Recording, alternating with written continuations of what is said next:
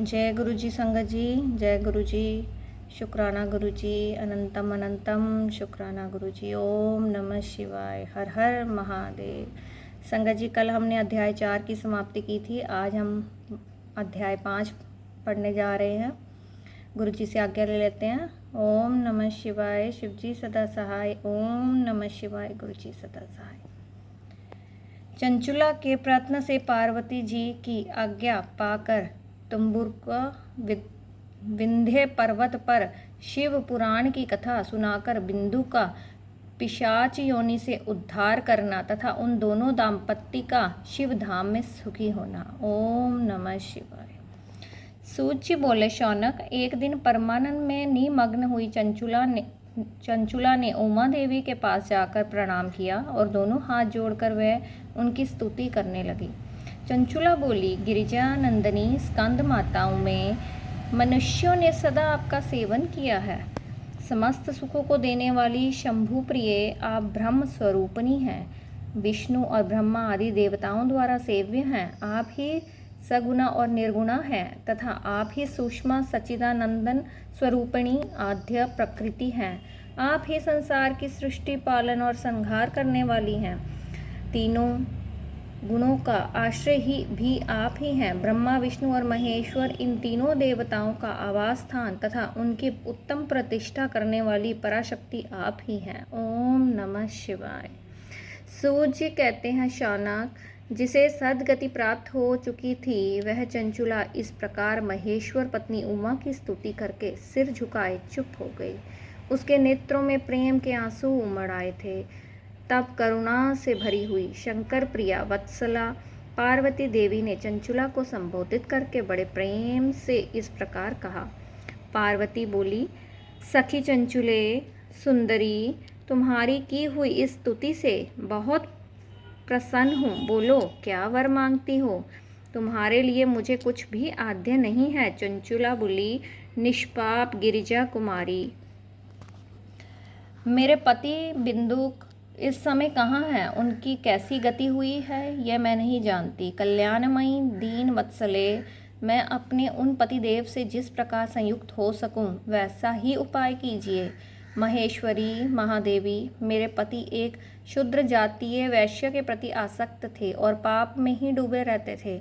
उनकी मृत्यु मुझसे पहले ही हो गई थी। ना जाने वे किस गति को प्राप्त हुए। गिरिजा बोली, बेटी, तुम्हारा बिंदुक नाम वाला पति बड़ा पापी था।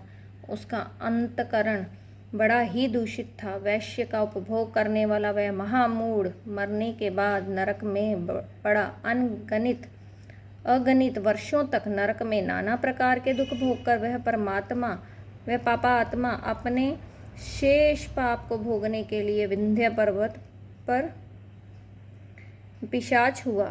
इस समय वह पिशाच अवस्था में ही है और नाना प्रकार के कलेश उठा रहा है।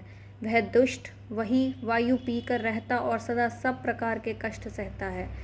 सूत जी कहते हैं, शौनक, गौरी देवी की यह बात सुनकर उत्तम व्रत का पालन करने वाली चंचुला उस समय पति के महान दुख से दुखी हो गई। फिर मन को स्थिर करके वह ब्राह्मण पत्नी ने व्यथित हृदय से महेश्वरी को प्रणाम करके पुनः पूछा। चंचुला बोली, महेश्वरी महादेवी, मुझ पर कृपा कीजिए और दूषित कर्म करने वाले मेरे उस दुष्ट पति का अब उद्धार कर दीजिए। देवी, कुत्सित बुद्धि वाले मेरे। ओम नमः शिवाय। उस पापात्मा पति को किस उपाय से उत्तम गति प्राप्त हो सकती है ये शीघ्र बताइए। आपको नमस्कार है। पार्वती ने कहा, तुम्हारा पति यदि शिव पुराण की पुण्यमयी उत्तम कथा सुने तो सारी दुर्गति को पार करके वह उत्तम गति का भागी हो सकता है। अमृत के समान मधुर अक्षरों से युक्त गौरी देवी का यह वचन आदरपूर्वक सुनकर चंचुला ने हाथ जोड़कर मस्तक झुकाकर उन्हें बारंबार प्रणाम किया और अपने पति के समस्त पापों की शुद्धि तथा उत्तम गति की प्राप्ति के लिए पार्वती देवी से यह प्रार्थना की कि मेरे पति को शिव पुराण सुनाने की व्यवस्था की होनी चाहिए। उस ब्राह्मण पत्नी के बारंबार प्रार्थना करने पर शिवप्रिया गौरी देवी को बड़ी दया आई।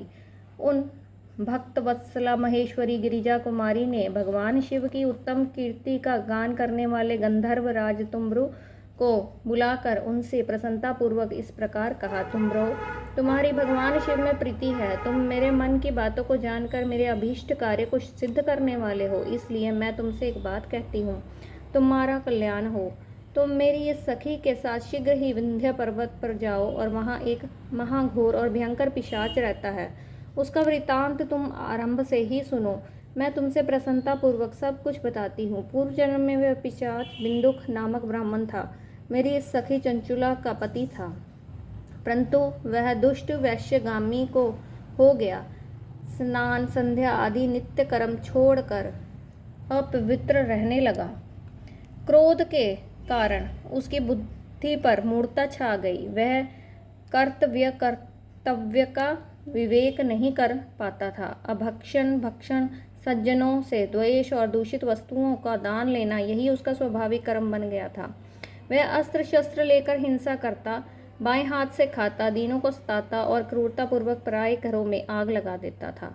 चांडालों से प्रेत करता और प्रतिदिन वैश्या के संपर्क में रहता था।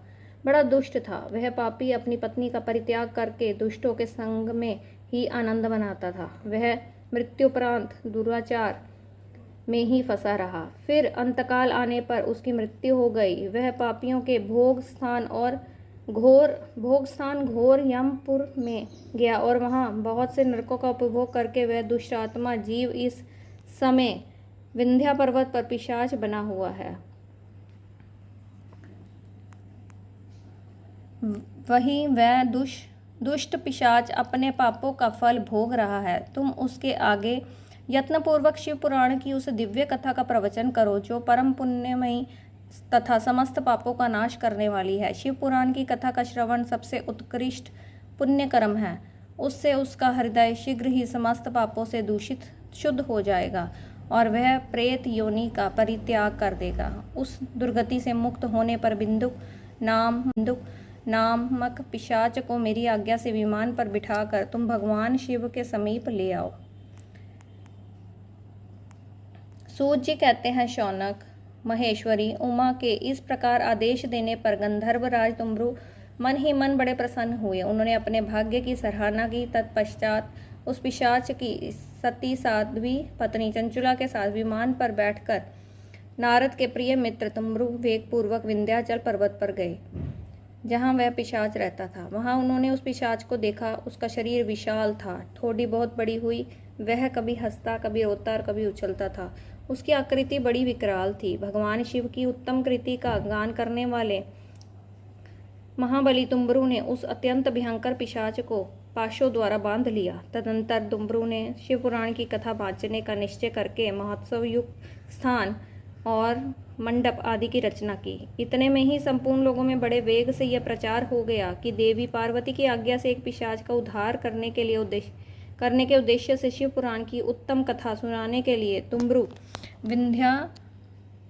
विंध्य पर्वत पर गए हैं। फिर तो उस कथा को सुनने के लोभ से बहुत से देव ऋषि भी शीघ्र ही वहां जा पहुंचे। आदर पूर्वक शिव पुराण सुनने के लिए आए हुए लोगों का उस पर्वत पर बड़ा अद्भुत और कल्याणकारी समाज जुट गया। फिर तुम्बरु ने उस पिशाच को पाशों में बांधकर आसन पर बिठाया और हाथ में वीणा लेकर गौरीपति की कथा का गान आरंभ किया। पहली अर्थात विद्येश्वर संहिता से लेकर 7वीं वायु संहिता तक महामात्य सहित शिव पुराण की कथा का उन्होंने स्पष्ट वर्णन किया। 7 संहिताओं सहित शिव पुराण का आदर पूर्वक श्रवण करके वे सभी श्रोता पूर्णतः कृतार्थ हो गए। उस परम पुण्यमय शिव पुराण को सुनकर उस पिशाच ने अपने सारे पापों को धोकर उस पैशाचिक शरीर को त्याग दिया। फिर तो शीघ्र ही उसका रूप दिव्य हो गया। अंग कांति गौरवर्ण की हो गई। शरीर पर श्वेत वस्त्र तथा सब प्रकार के पुरुषोचित। ओम नमः शिवाय। आभूषण उसके अंगों को उद्दासित करने लगे। वह त्रिनेत्रधारी चंद्रशेखर रूप हो गया। इस प्रकार दिव्य देहधारी होकर श्रीमान बिंदु अपनी प्राण वल्लभा चंचुला के साथ स्वयं भी पार्वती वल्लभ भगवान शिव का गुणगान करने लगा। उसकी स्त्री को इस प्रकार दिव्य रूप से सुशोभित देख वे सभी देवऋषि बड़े विस्मित हुए। उनका चित्त परमानंद से परिपूर्ण हो गया। भगवान महेश्वर का वह अद्भुत चरित्र सुनकर वे सभी श्रोता परम कृतार्थ हो प्रेम पूर्वक श्री शिव का यशोगान करते हुए अपने अपने धाम को चले गए। दिव्य रूपधारी श्रीमान बिंदुक भी सुंदर विमान पर अपनी प्रियतमा के पास बैठकर सुखपूर्वक आकाश में स्थित हो बड़ी शोभा पाने लगा। तदंतर महेश्वर के सुंदर एवं मनोहर गुणों का गान करता हुआ वह अपनी प्रियतमा तथा तुमरू के साथ शीघ्र ही शिवधाम में जा पहुंचा। वहां भगवान महेश्वर तथा पार्वती देवी ने प्रसन्नता पूर्वक बिंदु का बड़ा सत्कार किया और उसे अपना पार्षद बना लिया।